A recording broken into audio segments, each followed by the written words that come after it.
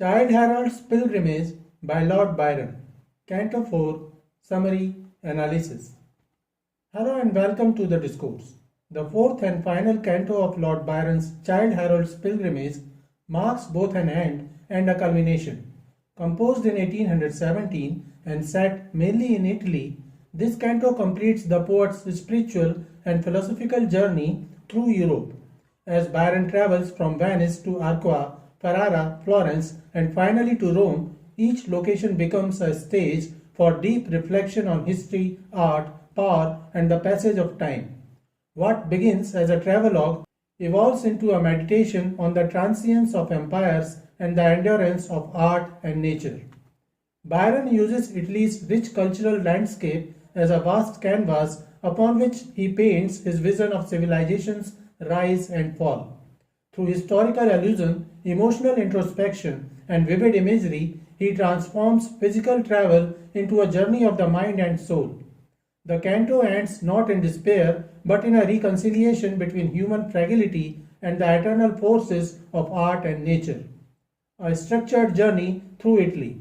Canto 4 follows a clear geographical and thematic route through Italy. The poem begins in Venice, where Byron is immediately struck by the contrast between past glory and present decay. Once a powerful maritime empire, Venice now stands as a fairy city of the heart, a spectral reminder of its former greatness. Its silent canals and faded palaces evoke a haunting beauty, inspiring the poet to reflect on the fall of empires and the enduring presence of art. From Venice, Byron travels to Arqua, where he visits the tomb of Petrarch, one of Italy's great poets. In Arqua, he finds a different kind of immortality, one based not on political power but on artistic legacy.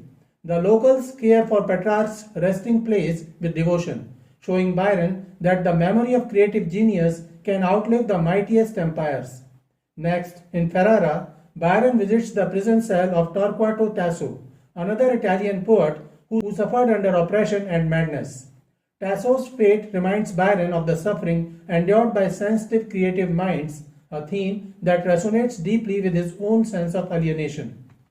The journey continues to Florence, where Byron visits the Basilica of Santa Croce.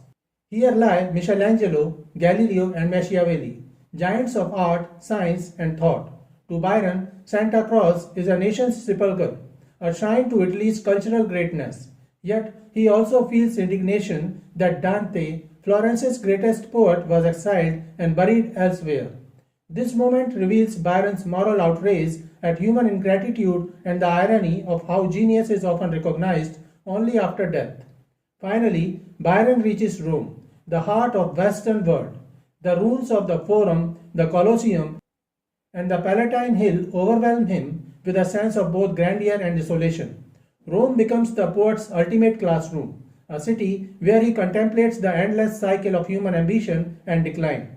The voice of the poet, from persona to personal confession. A defining feature of Canto 4 is the complete disappearance of the fictional mask of Childe Harold. In the earlier cantos, Byron spoke through the persona of a melancholy traveler, but by this stage, the pretense is gone.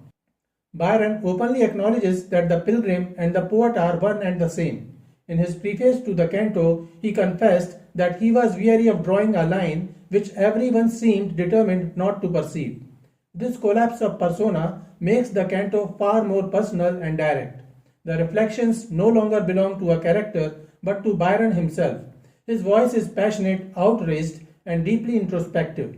He grieves for fallen cities and oppressed artists, celebrates the immortality of creative genius, and despises tyranny in all its forms. His anger at Florence's treatment of Dante, his admiration for Michelangelo, and his reverence for Petrarch all stem from genuine emotion.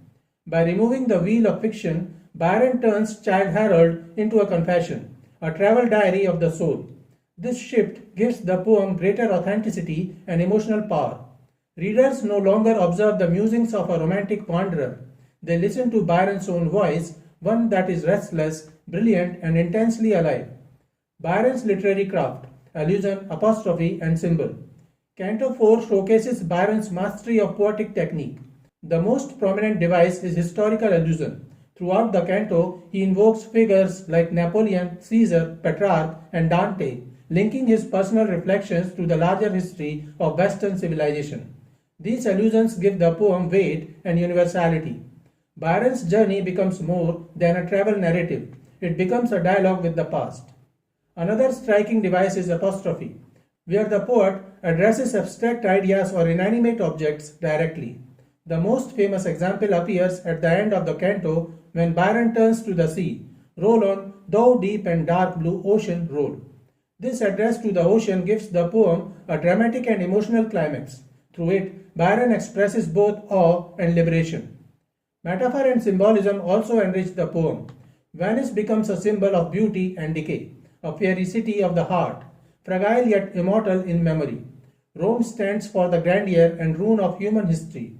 The ocean, vast and eternal, symbolizes freedom and the sublime power of nature, forces beyond human control.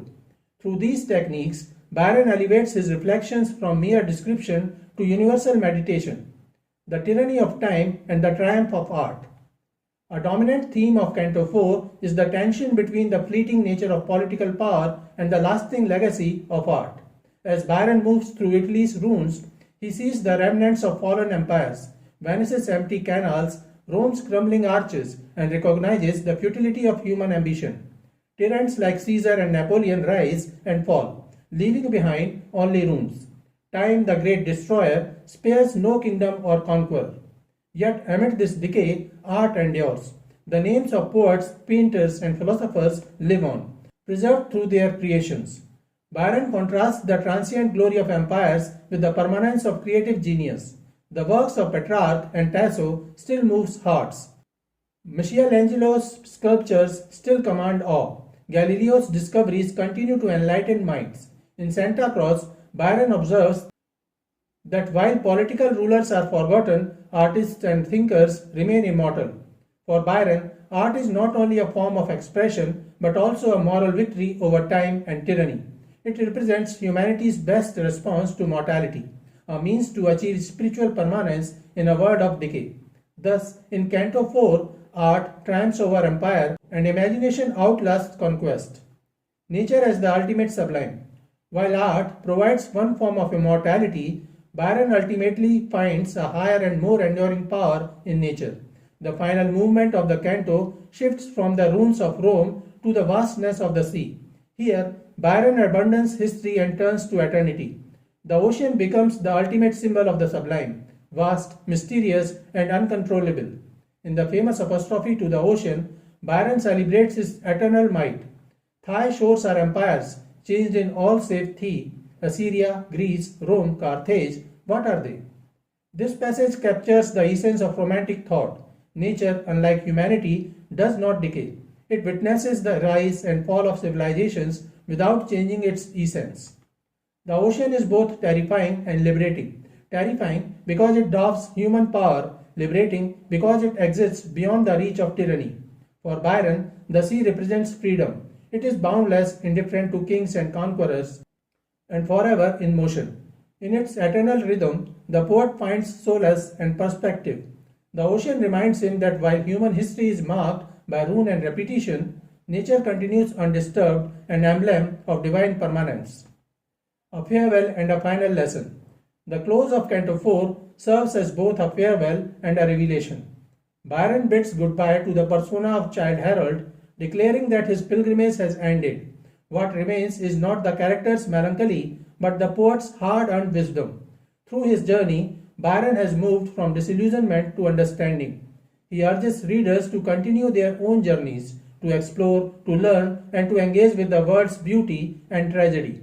He insists that one should not despair over the fall of empires or the passage of time, but rather find meaning in art and nature. Byron's farewell is thus both personal and universal, a call to confront the vastness of existence with courage and curiosity. His final message is deeply humanistic. The past should instruct us, not imprison us. Power and tyranny are fleeting, but beauty, art, and freedom endure.